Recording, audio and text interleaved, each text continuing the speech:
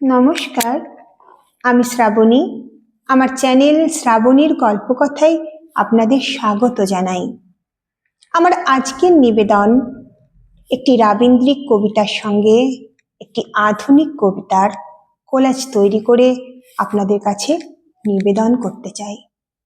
আমার প্রথম কবিতা কবিগুরু রবীন্দ্রনাথ ঠাকুরের সাধারণ মেয়ে। আমি অন্তঃপুরের মেয়ে, চিনবে না আমাকে। তোমার শেষ গল্পের বইটি পড়েছি শরৎবাবু, বাঁশি ফুলের মালা। তোমার নায়িকা এলোকেশীর মরণ দশা ধরেছিল ৩৫ বছর বয়সে।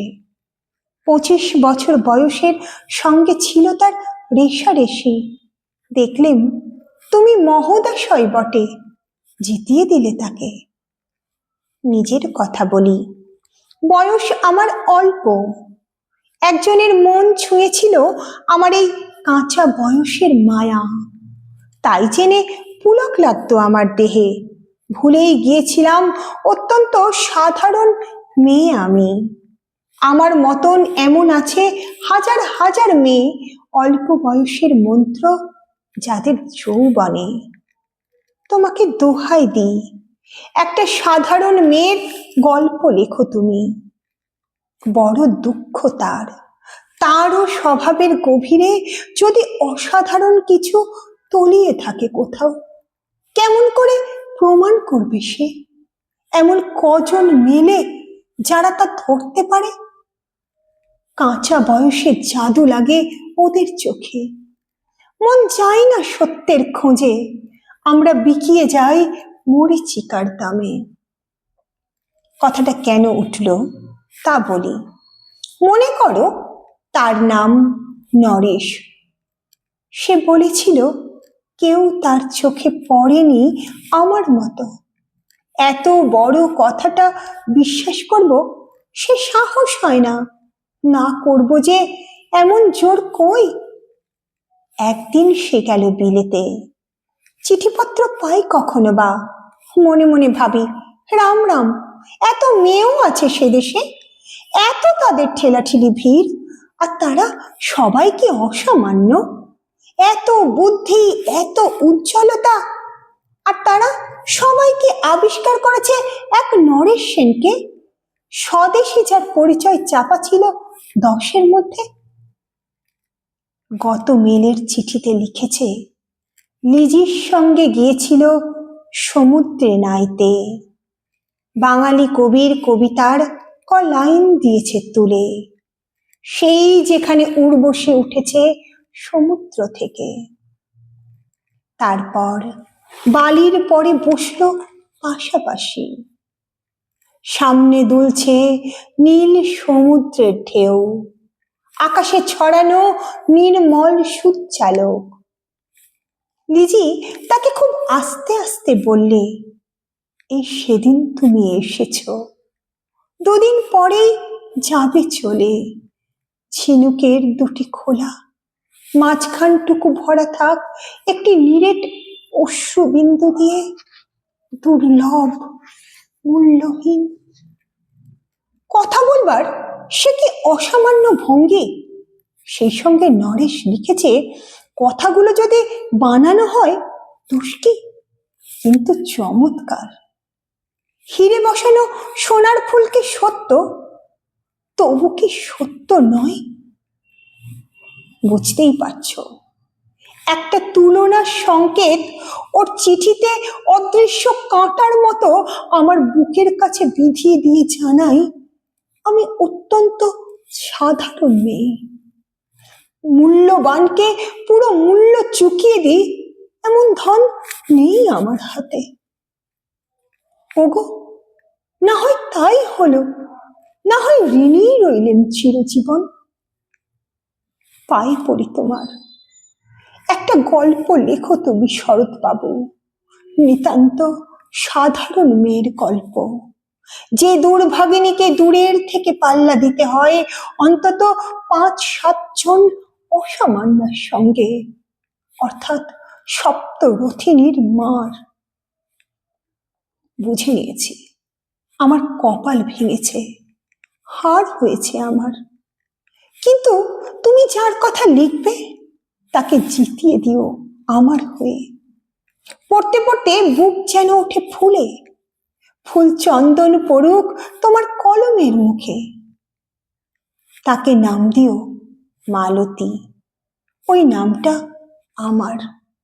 ধরা পড়বার ভয় নেই, এমন অনেক মালতী আছে বাংলাদেশে। তারা সবাই সামান্য, তারা ফরাসি জার্মান জানে না, কাঁদতে জানে। কি করে জিতিয়ে দেবে? উচ্চ তোমার মন, তোমার লেখনী মহীয়সী। তুমি হয়তো ওকে নিয়ে যাবে ত্যাগের পথে, দুঃখের চরমে শকুন্তলার মতো। দয়া করো আমাকে, নেমে এসো আমার সমতলে। বিছানায় শুয়ে শুয়ে রাত্রির অন্ধকারে দেবতার কাছে যে অসম্ভব বর মাগি, সে বর আমি পাবো না। কিন্তু পাই যেন তোমার নায়িকা। রেখো না কেন নরেশকে 7 বছর লন্ডনে, বারে বারে ফেল করুক তার পরীক্ষায়। আদরে থাক আপন উপাসিকা মণ্ডলীতে। ইতিমধ্যে মালতী পাশ করুক MA কলকাতা বিশ্ববিদ্যালয়ে। গণিতে হোক প্রথম তোমার কলমের এক আঁচড়ে। কিন্তু ওখানেই যদি তুমি থামো, তোমার সাহিত্য সম্রাট নামে পড়বে কলঙ্ক। আমার দশা যাই হোক, খাটো করো না তোমার কল্পনা। তুমি তো কৃপণ নও বিধাতার মতো। মেয়েটাকে দাও পাঠিয়ে ইউরোপে, সেখানে যারা জ্ঞানী, যারা বিদ্বান, যারা বীর, যারা কবি, যারা শিল্পী, যারা রাজা দল বেঁধে আসুক ওর চারদিকে। জ্যোতির্বিদের মতো আবিষ্কার করুক ওকে, শুধু বিদুষী বলে নয়, নারী বলে। ওর মধ্যে যে বিশ্বজয়ী জাদু আছে, ধরা পড়ুক তার রহস্য। মূঢ়ের দেশে নয়, যে দেশে আছে সমাজদার, আছে দরদি, আছে ইংরেজ, জার্মান, ফরাসি। মালতীর সম্মানের জন্য সভা ডাকা হোক না, বড় বড় নামজাদার সভা। মনে করা যাক সেখানে বর্ষণ হচ্ছে মুষলধারে চাটুবাক্য, মাঝখান দিয়ে সে চলেছে অবহেলায়। ঢেউয়ের উপর যেন পালের নৌকা। ওর চোখ দেখে ওরা করছে কানাকানি। সবাই বলছে ভারতবর্ষের সজল মেঘ আর উজ্জ্বল রৌদ্র মিলেছে ওর মোহিনী দৃষ্টিতে। এখানেই জনান্তিককে বলে রাখি, সৃষ্টিকর্তার প্রসাদ সত্যই আছে আমার চোখে, বলতে হলো নিজের মুখে। এখনো কোনো ইউরোপীয় রসজ্ঞের সাক্ষাৎ ঘটেনি কপালে। নরেশ এসে দাঁড়াক সেই কোণে, আর তার সেই অসামান্য মেয়ের দল। আর তারপরে আমার নোটে গাছটি মুড়লো, স্বপ্ন আমার ফুরলো। হাই রে সামান্য মেয়ে, হাই রে বিধাতার শক্তির অপব্যয়। আমার দ্বিতীয় কবিতা, কবি মল্লিকা সেনগুপ্তের সাধারণ মেয়ে, 21 শতক। রবিবাবু, আমি তোমাদের সেই সাধারণ মেয়ে। তুমি যে আমাকে নিয়ে অনেক লিখেছ, সাধারণ মেয়েদের দুঃখে ভরা কিস্সা কবিতা। যে দুর্ভাগিনীকে দূরের থেকে পাল্লা দিতে হয় অন্তত 5-7 জন অসামান্যার সঙ্গে, অর্থাৎ সপ্তরথিনীর মার। আমি ওই সাধারণ মেয়ে। তোমার কবিতা আর গল্পে গুচ্ছের পাতায় পাতায়, শিলাইদহের ঘাটে, গ্রামের উঠোনে আমার কথাই তো ছড়িয়ে রয়েছে। অনেক লিখেছ, কিন্তু তোমরা কেউই আমাকে জিতিয়ে দিতে পারোনি তখন। ইতিমধ্যেই কেটে গেছে ৭৬ বছর। দুঃখ মন্থন করে তীরে এসে উঠেছি তোমার সাধারণ মেয়ে। নিজেই নিজের জোরেই আমি অর্জন করেছি পায়ের তলার মাটি, মাথার আকাশ।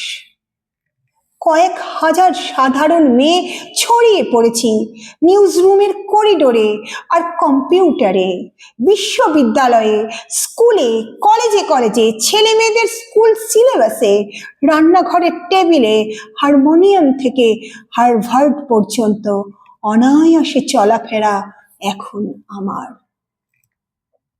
কাঁচরাপাড়ার গলিপথ থেকে ক্যালিফোর্নিয়ায়, পাড়ার ফাংশন থেকে পার্লামেন্ট ঘরে, আমাকে এখন আর ইট চাপা দেওয়া যায় না।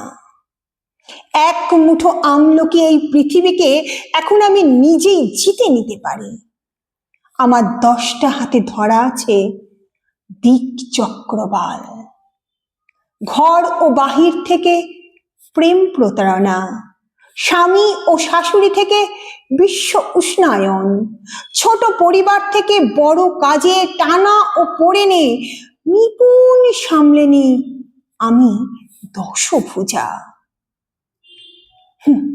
মালতী এখন আর হারিয়ে যায় না কোনো এক নরেশের উপেক্ষার মেঘে। রবিবাবু, দেখো তোমার ওই সাধারণ মেয়ে অসামান্য হয়ে উঠে ভাবাচ্ছে তোমাকে। নমস্কার, আমার চ্যানেল শ্রাবণীর গল্প কথা আপনারা সাবস্ক্রাইব করছেন তো? তবে লাইক এবং শেয়ার করতে ভুলবেন না যেন।